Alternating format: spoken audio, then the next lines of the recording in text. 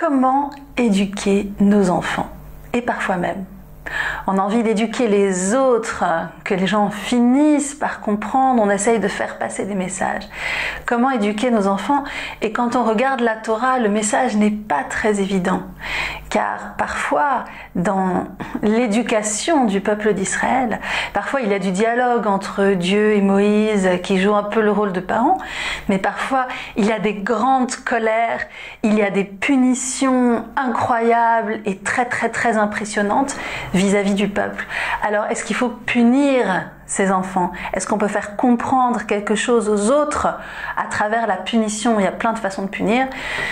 On peut bien sûr priver de dessert, ça c'est le plus ringard parmi les différentes façons de punir, mais on peut aussi bouder, être en retrait, se replier, enfin il y a de nombreuses façons. Alors est-ce que ça marche? Et qu'en dit notre paracha Ki Tetsé? Ki Tetsé place le contexte de l'éducation dans toute une série d'événements qui commencent par une guerre, qui commencent par le fait de vouloir s'approprier une belle captive, en plus de son épouse normale, qui continue avec une difficulté de jalousie peut-être entre les épouses, des problèmes d'héritage vis-à-vis des enfants.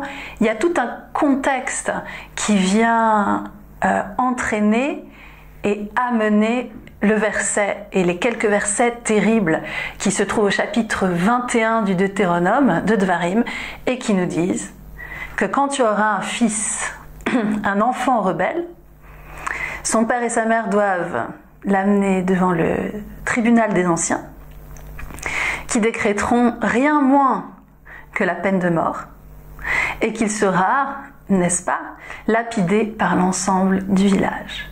Quelque chose de très marqué et très puissant et très effrayant en termes de punition qui est écrit dans la Torah. Dans la Torah, dont le mot même Torah est de la racine horaa qui veut dire éducation. Alors éduquer, est-ce que c'est punir? C'est là qu'on se souvient que surtout jamais il ne faut pas lire la Torah sans le contexte de l'enseignement oral et des sages. Et là, on se réfère directement au traité Sanhédrin qui, autour des pages 70, explique ce qu'il faut faire avec ce fils rebelle. Alors premièrement, déjà pour alléger un tout petit peu la situation, mais enfin ça reste très humble, vous verrez qu'on ira plus loin après, mais déjà il faut avertir l'enfant, il faut que devant 3 personnes, on l'avertisse et qu'il continue et qu'il sache exactement ce qu'il risque. Et ensuite il faut, mais bon ça va pas nous suffire non plus, mais il faut qu'il soit absolument glouton et ivrogne. De telle sorte, et encore une fois la conclusion est trop hâtive à mes yeux, de telle sorte qu'on soit sûr que plus tard ça va être la catastrophe. Et c'est effectivement ce que nous dit ce passage du Talmud. On est sûr que vu comment il est ivrogne et glouton et vu comment il a absolument aucun frein à ses pulsions et comment il transgresse tout de façon absolue et sans scrupule, on est certain qu'il va mal tourner. Alors par amitié pour lui, qu'il meure innocent plutôt que de mourir coupable. Alors bon, ça nous satisfait encore que moyennement. C'était déjà un petit début quand même de contextualisation. Mais le Talmud va plus loin et il nous dit que pour que l'enfant puisse être puni pour son mauvais comportement, il faut qu'il y ait une cohérence absolue et totale dans l'éducation des parents.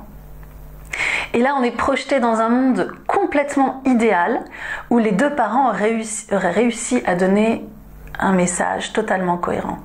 C'est-à-dire qu'ils doivent être égaux, nous dit le Talmud, Bekol, ou Vémaré, ou Vekoma. La même voix, l'homme et la femme, le père et la mère. La même apparence, ils doivent se ressembler. Et la même taille. Donc ils doivent être absolument semblables.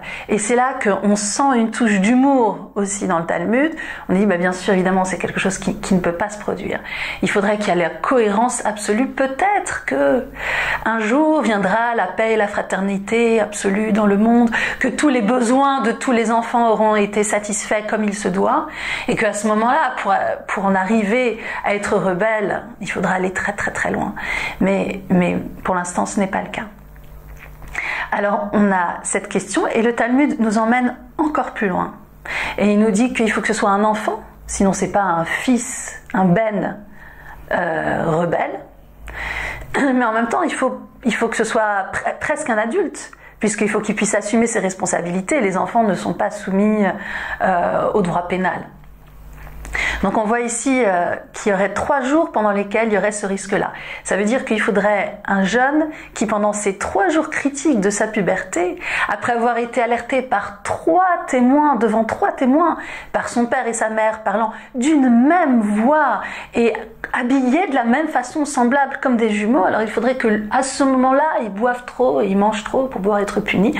En résumé, le Talmud Sanhedrin nous dit Ben Sorer Umoré Lohaya Velo Atid Liot, il n'a jamais existé et il n'existera jamais. Nous voilà rassurés. Aucun enfant ne peut être lapidé et il faudrait voir quel est le statut de la punition suite à cet enseignement, puisqu'il n'y a jamais eu d'enfant rebelle et il n'y en aura jamais.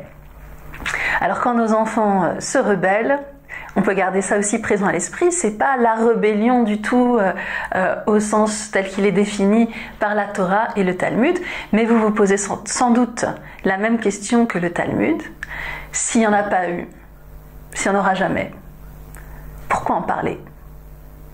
On voit ici encore cette touche d'humour et ce rebondissement talmudique.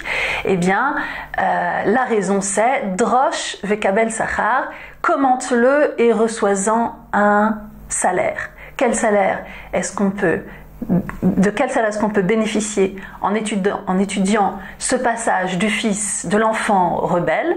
Eh bien, je pense que c'est un passage merveilleux à étudier avec ses enfants, qui nous remet bien en place nous-mêmes, puisque notre éducation, quoi qu'on le veuille, n'est pas cohérente.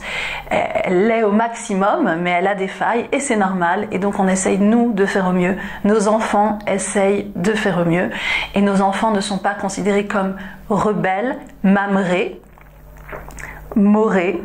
Et il y a encore ici un jeu de mots intéressant, puisque la rébellion, telle qu'on l'a dit, nous fait penser à une racine différente, mais qui ressemble au ra'a, qui veut dire l'enseignement. Alors en démasquant en nous-mêmes nos envies parfois violentes quand la réalité ne suit pas notre enseignement, nous apprenons à être plus sereins vis-à-vis des autres, vis-à-vis de nos enfants, et pour nos enfants aussi. Il est important de savoir, comme le dit le Talmud, que si on ne met pas de frein à ces pulsions, on risque de mal tourner. C'est un risque que nous partageons tous, mais c'est un risque que nous dépassons ensemble à travers l'étude de la Torah et du Talmud, en particulier à travers ce bel enseignement de notre paracha Ki Tetsé.